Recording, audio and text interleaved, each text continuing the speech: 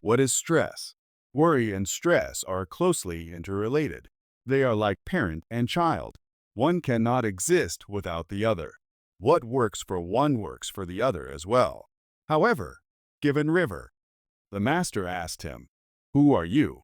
In response, Adi Shankara, the confusion between our true nature and what we pretend is stress or tension. That stress is considered the biggest destroyer of health in today's world. It is worth going into more depth on this subject. 400 years ago, René Descartes declared, "I think, therefore I exist." This has formed the basis of modern thinking. Billions of people in this world have followed Descartes for generations, believing that unless each one outthinks the other, they cannot succeed in this world. Descartes was right, and he was wrong. He was right in that the human system does not know how to live without its mind, without thinking. As a result, human beings become slaves to their minds. They live in bondage. Many centuries before Descartes, a Vedic sage declared that man does not begin to exist till he stops thinking. Adi Shankara, at the age of 8, faced his future master across the waters of the holy Tungabhadra River. The master asked him, "Who are you?" In response, Adi Shankara said, "I am not the mind, I am not the intellect, I am not the ego, and I am not the senses. I am beyond all that. I am pure consciousness. We are merely a biomachine as long as we think we are mind and body. We are just a shade better than the animals we ascended from as long as we allow our senses to guide us. But the true potential of human beings is not merely to think and prove that we are superior to animals. The purpose of human life is to transcend the mind and ascend to a higher state of consciousness. In that state, we are truly in the divinity that we descended from. Till we reach that state of unity with what we truly are, we are in turmoil. This turmoil, this confusion between our true nature and what we pretend and strive to be is what we call stress or tension. Mind is not a machine. According to Vedic psychology, we are not disturbed. We are indeed the source of that disturbance. Understand this well. You are not tensed, but you are tension. You are not stressed, but you are the source of stress. There is a big difference between the two. Let us look deeply into it. Then you will understand. You are not in tension. You are the tension. There is a very big difference between you are disturbed and you are the disturbance.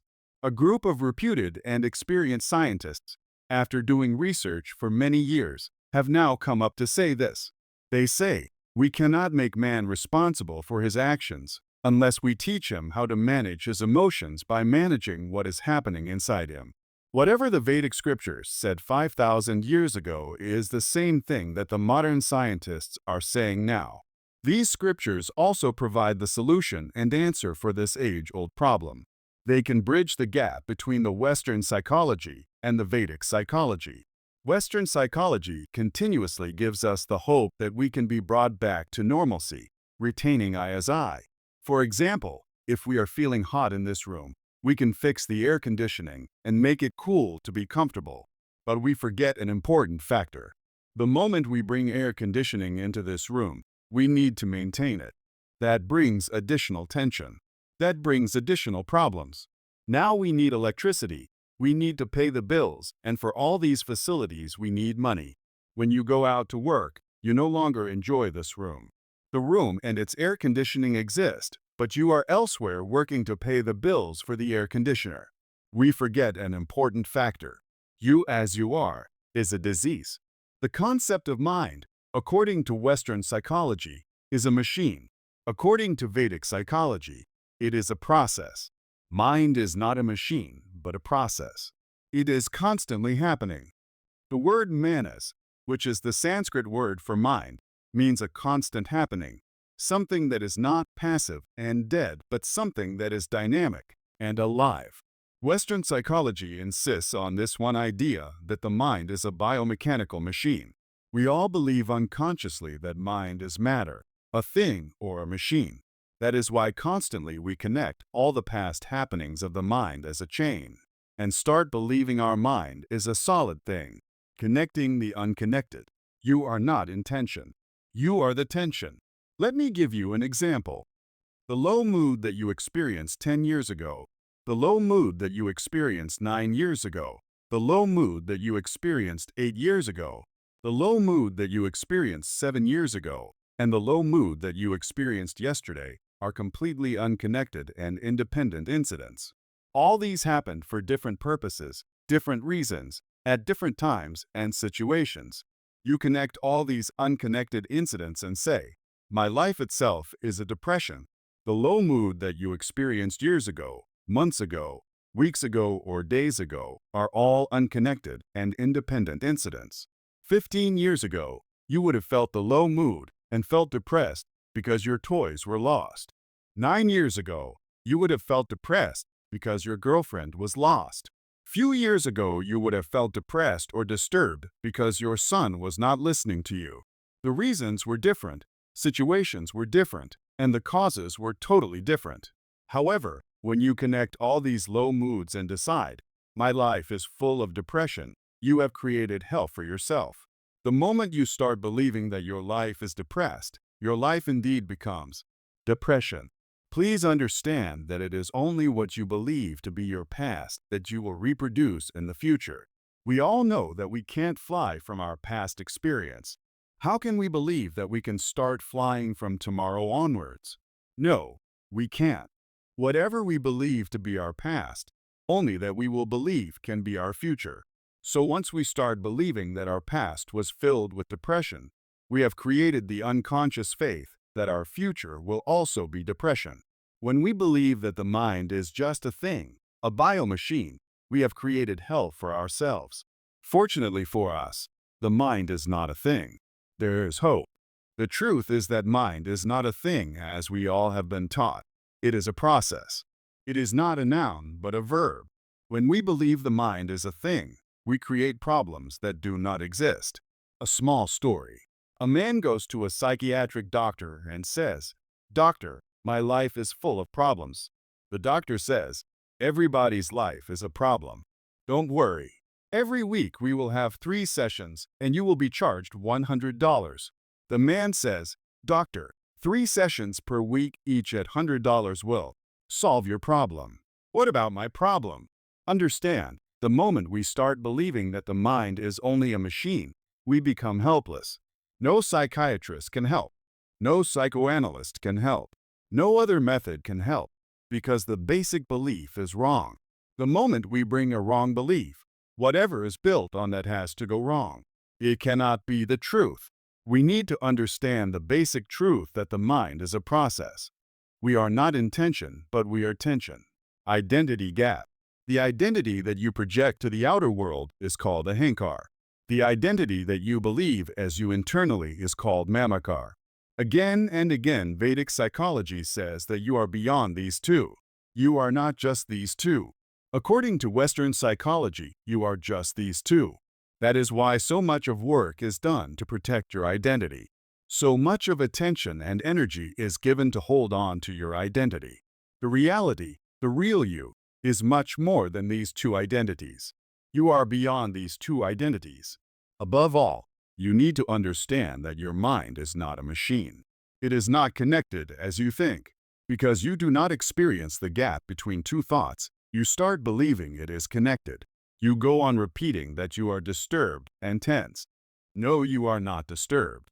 Are a process, and that by your very nature, your thoughts are unconnected, independent, and unclutched.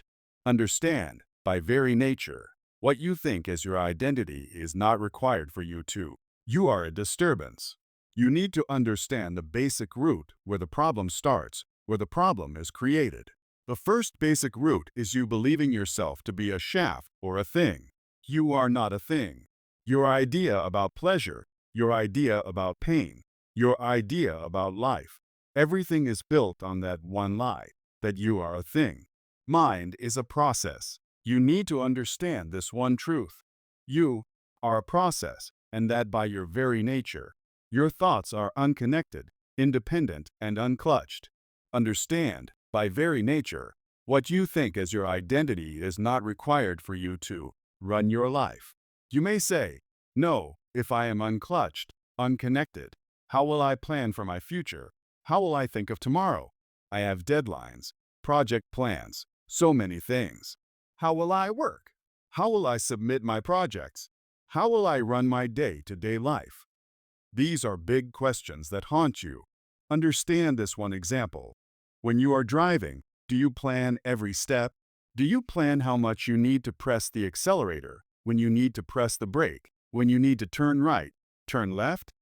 No. In the initial level, when you are getting trained, you may plan, but once you learn driving, you just sit. Many times you don't even remember what happened while driving. Am I right? You don't even remember you drove down to your office all the way. Only when you park your car in front of your office, suddenly you realize that you have been driving all this time and even reached your destination. This is what we call prarabdha, biomemory. You have an automatic intelligence to run, to maintain, to live, and to expand your life. What I am saying is a very basic truth. Only if you have suffered enough in your life with your mind, you will understand what I am saying. Only if you come to the verge of suspecting your own identity, you can understand. Mind is also an illusion. The doors of entry to our mind are our sense organs. Without the eyes, ears, nose, tongue, and skin, we will not be able to give any input to our mind. The sensory inputs are the foods that the mind thrives on. We assume that all that we see and hear are authentic.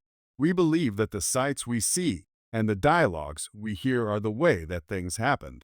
A little reflection will show how untrue it is. How many times have you interpreted a scene to be very different from what it really was based on your own conditioning?